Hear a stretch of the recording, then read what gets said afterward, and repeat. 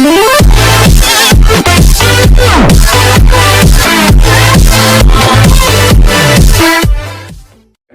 বাংলাদেশ সব মসজিদে বড় লোকদের তালিকা আছে। জুমার দিন লেখে না কে কয় বস্তা সিমেন্ট, কে কত টন রড, এদের নাম থাকে না? এরা নাম থাকে তো এখানে তো গরিবের তালিকা থাকে না, এগুলো সব পয়সাওয়ালা লোকের তালিকা না। সব ধনীদের তালিকা যদি মসজিদে থাকে তো গরিবদের তালিকা কোথায় থাকবে? মসজিদ যদি ধনীদের জায়গা হয়, গরিবদের যাওয়ার জায়গা কোথায়? আমাদের নবীজির মসজিদ কি শুধু ধনীদের ছিল? আরে আমাদের নবীজির মসজিদ তো আসহাবে সুফফাদের থাকার একটা জায়গা ছিল, গরিবদের আলাদা, ধনীদের জন্য রিজার্ভ জায়গা ছিল না। আর আমাদের দেশে সব জায়নামাজ বিছায় সব ধনীদের জায়গা রিজার্ভ হয়, গরিবের কোনো বাত নাই। ঠিক না? ঠিক। গরিবদের তালিকা কিভাবে? মসজিদ এলাকাতে কে গরিব কে ধনী এটা এলাকা মানুষ জানে না। খুব সহজে যদি তালিকা করে ফেলে মসজিদ কমিটির লোকজন যে আমরা এখান থেকে বিভিন্ন সময় একটা লোক, আমাদের মহল্লার একটা লোক অসুস্থ হয়ে গেছে, আমরা এলাকাবাসী সবাই মসজিদে, শুধু মসজিদের জন্য চাঁদা উঠে বেশিরভাগ সময়। আমার কষ্ট লাগে এই জিনিসটা। আমাদের নবীজির মসজিদে শুধু মসজিদের জন্য চাঁদা উঠতো না। মসজিদে নববীতে একজন আসছে ক্ষুধার্ত, ইয়া রাসূলুল্লাহ আমি ক্ষুধার্ত, আমার খাবার নাই। নবীজি বলছেন কে আসো, এর মেহমান নিয়ে যাবা। বলে ইয়া রাসূলুল্লাহ আমি নিয়ে যাবো। না, তুমি বাসায় নিয়ে যাও, তারা মেহমানদারি করো। এই ছিল আমার নবীর মসজিদ। একটা গরিবের দারিদ্র্য বিমোচন মসজিদ থেকে হইতো। একজন মহিলা আসছে, ইয়া রাসূলুল্লাহ আমার স্বামী অমানুষ বা আমার স্বামীর সমস্যা আছে, আমি তার সাথে সংসার করবো না। রাসূল সাল্লাল্লাহু স্বামীরা ডাকছেন, এই কি হয়েছে? মিটমাট করার চেষ্টা করছে। এই হলো মসজিদ। আর আমাদের মসজিদ কি? নামাজ শেষ, দরজা লক, শেষ, লেফট রাইট, নামাজ শেষ, মসজিদ শেষ। এত বড় স্ট্রাকচার, এত বড় জায়গা, এখানে কত দাম জায়গা। তাহলে এই মসজিদে শুধু নামাজ পড়লে তো হবে না, এখান থেকে বহু কাজ করতে হবে। গরিবদের তালিকা যদি থাকে, কোন লোকটা অসুস্থ, কোন লোকটার বাচ্চা না খায় আছে, কার এই শীতের সময় একজোড়া মোজা নাই, মসজিদ থেকে আমরা নিতে পারি। আমাদের বাসায়, সবার বাসায় অতিরিক্ত শীতের কাপড় আছে, সবার আছে না? এখন মসজিদ থেকে যদি উদ্যোগ নেয় যে শীতের সময় যাদের বাসা অতিরিক্ত কাপড় আছে সুন্দর করে ধুয়ে পরিষ্কার করে নিয়ে আসবেন, আমরা মসজিদের বাইরে একটা জায়গায় রেখে দিব এবং সেখানটা কাগজ টাঙিয়ে দিব, আমাদের মুসল্লি ভাইরা যাদের লাগে একটা করে নেন। যদি মনে হয় কেউ এখান থেকে বেশি করে নিয়ে ধান্দা করবে, তাহলে মুয়াজ্জিন সাহেবের কাছে থাকবে, উনি রেজিস্টার মেনটেন করবে, ওই যে তালিকা থাকবে গরিবদের, ওই অনুযায়ী দিয়ে দিবে। এই কাজটা খুব কঠিন কাজ। আরেকটা কাজের কথা বলি, মসজিদ এলাকাতে যত ময়লা থাকে, আপনারা তো বলবেন যে হ্যাঁ মসজিদ এলাকা ময়লা পরিষ্কার করবে, এটা কথা হইল? আমাদের নবীজি বলেছেন ইমানের 70-এর বেশি শাখা আছে। ইমানের শাখাগুলোর মধ্যে একটা শাখা হলো ইমাতাতুল আযা আনিত তারিক। রাস্তায় কোনো ময়লা আবর্জনা বা মানুষের কষ্ট হতে পারে এরকম কিছু পড়ে থাকলে এটার তোলা, পথ পরিষ্কার করা, এটা ইমানের অঙ্গ। এখানে যারা আছি আমরা কয়জনে আছি যে আমি বলতে পারবো যে গত এক সপ্তাহ আমি পথ পরিষ্কার করছি? আছেন? করলেও নিজের বাসার গ্যারেজের সামনে জায়গা হয়তো করছেন বড় করে, ওটা নিজের ধান্দায়, নিজের স্বার্থে। কিন্তু আপনি এক জায়গাতে যাচ্ছেন, একটা কলার খোসা পড়ে আছে, এই যে কলার খোসাটা পড়ে আছে, হয়তো একজন অন্ধ মানুষ বা একটা বাচ্চা ছেলে স্লিপ খেয়ে পড়তে পারে, তাই আমি কলার খোসাটা তুলে এটাকে এক সাইডে ফেলে দিলাম, যেটা মাটিতে পচে সার হলো, রাস্তাটা পরিষ্কার করলাম। একটা ইটে আল্লাহ পড়ে আছে, হয়তো একটা বাইক ইটার মধ্যে লেগে অ্যাক্সিডেন্ট করতে পারে, হয়তো একজনের ঠ্যাং ভেঙে যেতে পারে, আমি সামান্য একটু তুলে এটাকে এক সাইডে ফেলে দিলাম, কতক্ষণ লাগে? আমাদের এই যে ঢাকা শহর এত অপরিচ্ছন্ন, সব মসজিদগুলোতে কিন্তু উদ্যোগ নেওয়া হয় যে আমরা প্রত্যেক দিন ফজরের পরে 10 মিনিটের জন্য যুবকদেরকে সাথে নিয়ে একটা সারের বস্তার সাথে নিয়ে মসজিদের আশপাশটা পরিষ্কার করবো। এক একদিন এক এক রোডে যাব।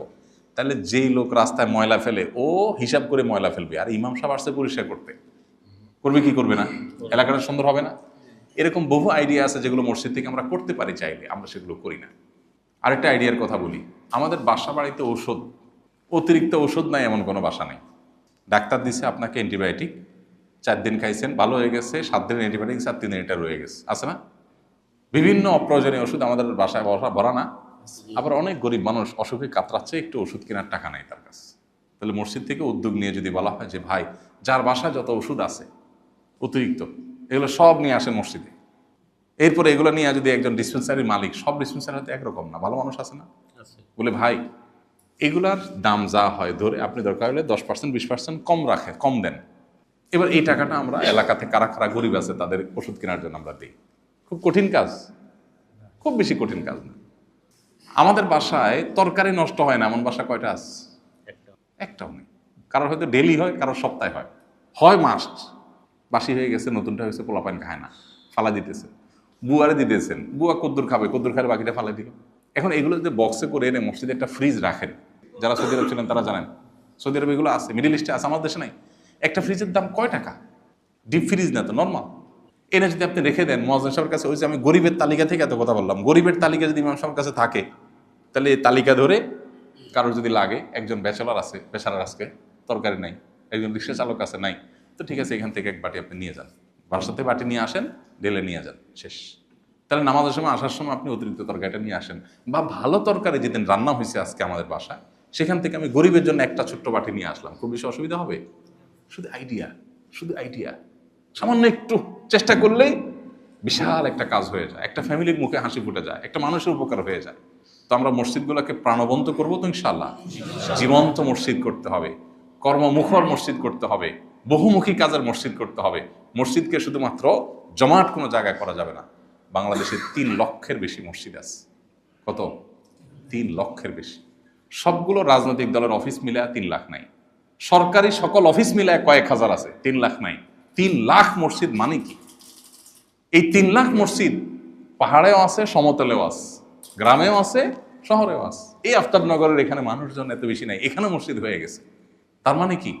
মসজিদগুলো থেকে যদি সমাজের কাজ শুরু হয়ে যায়, তাহলে দেশের সমস্যার সংকট অনেক ক্ষেত্রে সমাধান হয়ে যায়।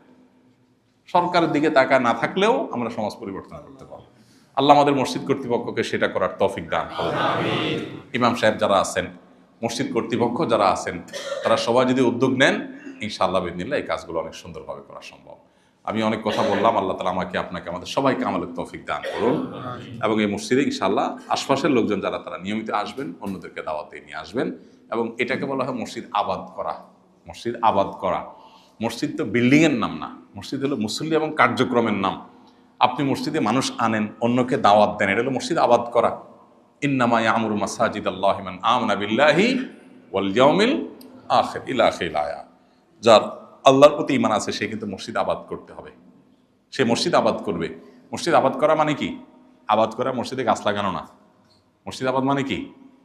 মুসল্লি এনে, মসজিদের ফসল হলো মুসল্লি, অর্থাৎ মুসল্লি এনে মসজিদকে আবাদ করতে হবে। তো আমরা চেষ্টা করবো না ইনশাআল্লাহ?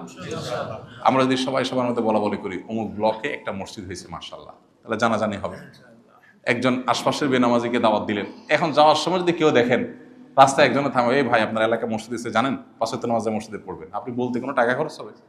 কিন্তু দেখা যাচ্ছে যে একটা মানুষ আপনার কথা থেকে হেদায়েত হয়ে যাবে। আল্লাহ আমাদের সবাইকে তৌফিক